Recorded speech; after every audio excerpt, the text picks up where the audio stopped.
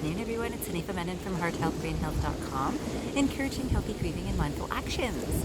Today, I'm out at the lake, as you can see, and I'm in Oakville, and I just thought that it's such a beautiful day out that I would talk to you a little bit about an important concept or idea or understanding that I believe that a lot of my clients are asking me about, and I think a lot of us in general question these things.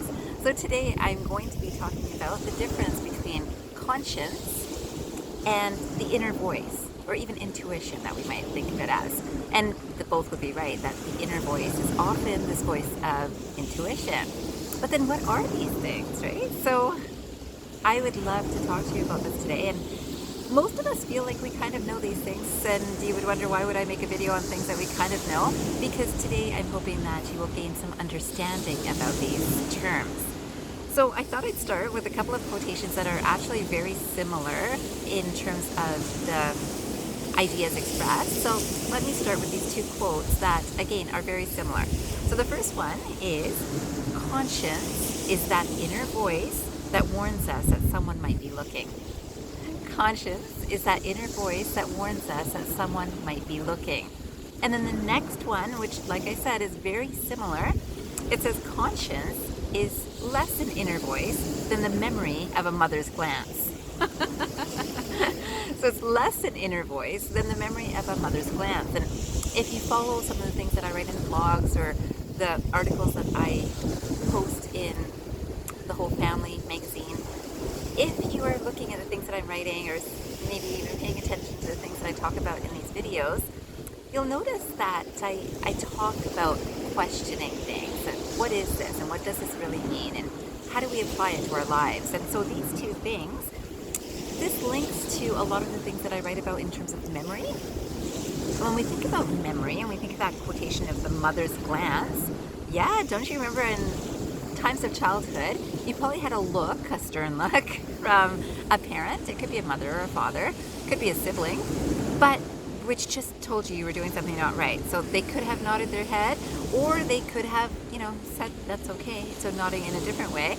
And you knew whether you were doing something right or not right in that person's eyes. And this is the important thing to remember about memory too, because this doesn't really base on anything except wanting to please someone else. So in terms of knowing what's right or not right, we do have a gut instinct that tells us these things already. That's usually when we kind of check in with that parent to see, is this okay? And then we get the confirmation or validation of whether we're doing something that's good or not good based on their perspective.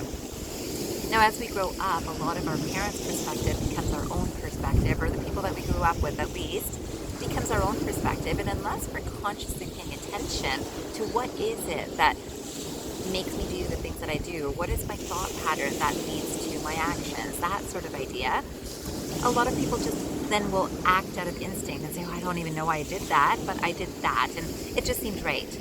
And it seemed right often because of this memory of past experiences. Now, that doesn't necessarily mean that we're living in the moment, though, does it? Because in this moment, what I have learned from the past that my conscience feels is not right might actually be right in this moment. So unless I'm consciously aware of my thought pattern, I won't know why I think something is right or not right, and whether I really believe that today.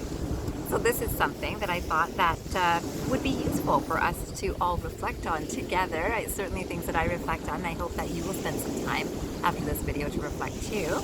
I thought I'd also read this description about the difference between conscience and intuition. And again, a lot of these things are very closely interrelated, but we use the language without necessarily understanding what things mean. So I thought I'd read this to you. It says the key difference between conscience and intuition is that conscience is the moral sense of right and wrong, chiefly as it affects one's own behavior, while intuition is obscure. The conscience is understood to be the discerning faculty that exists within each individual. So this is interesting, the discerning faculty. And if you look at any scriptural writing, I talk about this quite a bit too, it talks about this art of discernment, of understanding through reasoning whether something is right or not right, or good or not good. And so, of course, this is also linked to that space of judgment. And then this is based on the learning that we've had from people around us, and then our own minds, how it speaks to us. And this is an important difference, because did you hear that term?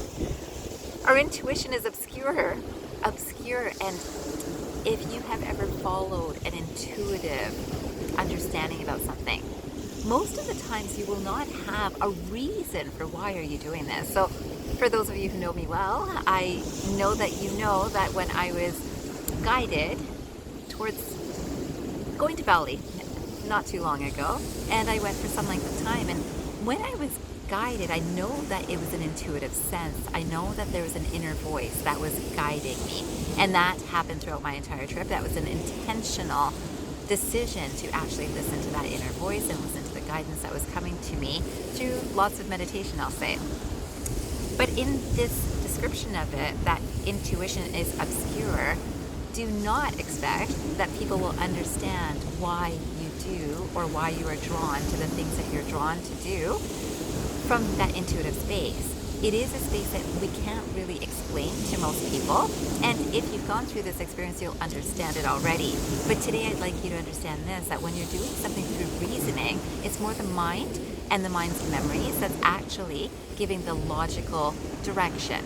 And this is what a lot of religion or scriptural works will talk about. So in this, it's very useful, and it definitely teaches us good behaviors that are socially acceptable and even acceptable to ourselves. And that, as an adult, is some training that we can do for ourselves of why do I do or think the way that I think? Why do I do the things that I do? And this is useful because we all want a clear conscience. The human mind wants a clear conscience. So knowing that I'm using discernment to make my decisions is very, very useful in our day-to-day life experience. At the same time, there is a space of intuitive guidance that often opens up some creativity or some sense of wonder and excitement that didn't have any particular planning or reasoning behind it, and yet intuitively you will know that it's right. And this is a sense that can be built in all of us, so I'm just planting that seed for you too, that this is an area that most of us have not been trained to look at carefully, and it's certainly the area that I focus on today. But whether I work with grief recovery, brain retraining, or energy work, it's all from that space. And this intuitive space is a very strong guide. And this is something that I feel is the biggest power behind humans.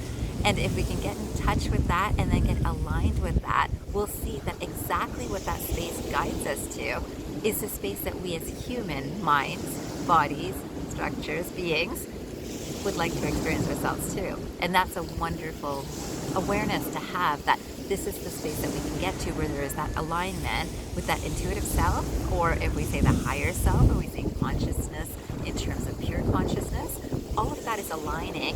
Again, some people would say it's a God consciousness, some people would say it's Buddha nature, any sort of term that you want to use, but that's a really strong alignment with really our journeys in life, from what I can see, as our soul natures. I also wanted to make sure that you understand how would you know that this is from my intuition or this is from my reasoning? How would you know that? And I came across another really great quotation. Well, no, it's not even a quotation. It's also just a message in terms of a way to understand this. So this talks about self-discipline. Self-discipline is your ability to listen and take action based on your inner voice, regardless of how you feel, other influences, or temptations you face. This is the self-mastery. The self-mastery. So self, in terms of our human self-mastery, we can get to that space from discernment. We can look at reasoning. We can look at logic. We can use our knowledge base for that space. So that's self, small s, space. This is not the higher space in terms of pure consciousness, or what we would think of, again, as God consciousness, or that space I'm going to say it's the soul space. It's a space that we all have within us. It's the divinity that flows within us. And when we understand this, there's a very different experience in that space. It's a very humble space. It's a very knowing space, but it's not a prideful knowing. It's just a gentle knowing. And I thought that one of the ways you would also understand if you're working from this space is this sentence.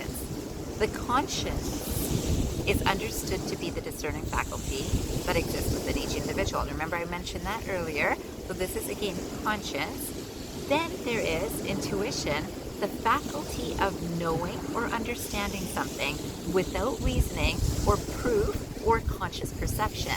So when we feel like explaining, well, I'm doing this because of this, I did this because of that, when I have all of those reasons, and I feel like getting those reasons, and all these people agree with me, so they also agree when I shared this, but then they say, yeah, that's the right action you're taking. That's conscious perception. That's actually a very intelligent space to work from, but it is not intelligence or wisdom that comes from a higher space. That wisdom, you'll know the feeling of it. Again, remember, it was regardless of how you feel, regardless of what others have said, it's regardless of memory, it's this space of purely understanding. This space is not really about morality, but it definitely has a rightness to it.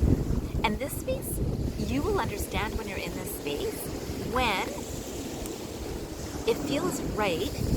No one is being hurt, not yourself, because there's a compassion towards yourself, not anyone else around you. There is no hiding. So when we have this general idea of someone might be watching, or what would my mother say, or what would this person say, that's more that moral side. And again, wonderful space to start.